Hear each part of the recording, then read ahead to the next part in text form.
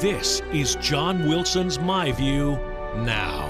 And please welcome John Wilson. Here he is. Boy, this has really taken off from Kaepernick, the backup quarterback for the San Francisco football team, starting a protest. People didn't even realize he was doing it, I think, until the third preseason game, and now other players have taken to this. Where does that leave us? Well, it's left us with a lot of questions, one of which, do we accept the principle that democracy means you can protest anything, you can burn the flag? He had the right to do that. Every NFL player wants to go down on a knee, has the right to do that. But a lot of people have died to give them that right to do that. If this is taken as disrespectful of those who've given their life in service to America, there's a huge issue here. But on the other hand, protest is who we are. So I've been struggling with that part of it.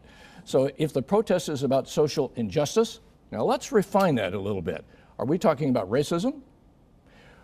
Yeah, apparently we're talking about racism. But social injustice is maybe the wrong term. Right. We could be talking about mental illness. We could be talking about drug cartels. There are a lot of social injustices.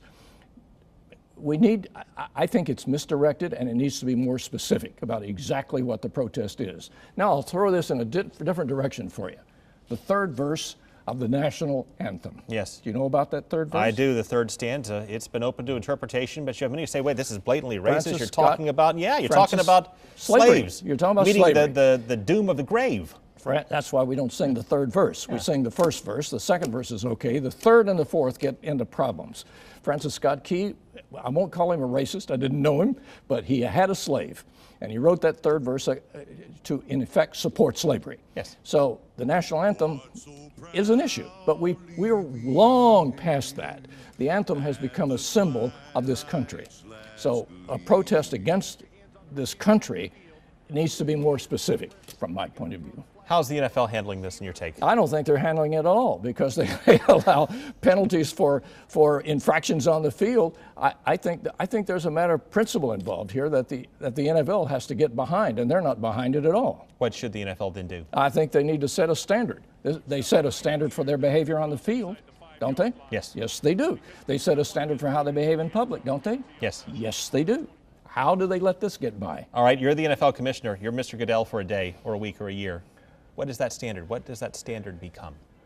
Well, it becomes, I think it becomes supportive of this country, and particularly in a time of trial and stress. And the anniversary of 9/11 was one of those.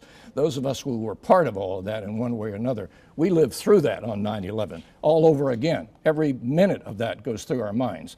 And to see a protest on that day was absolutely important to me. Yes, especially that day. Yeah. Always. John, thank you so much. You bet.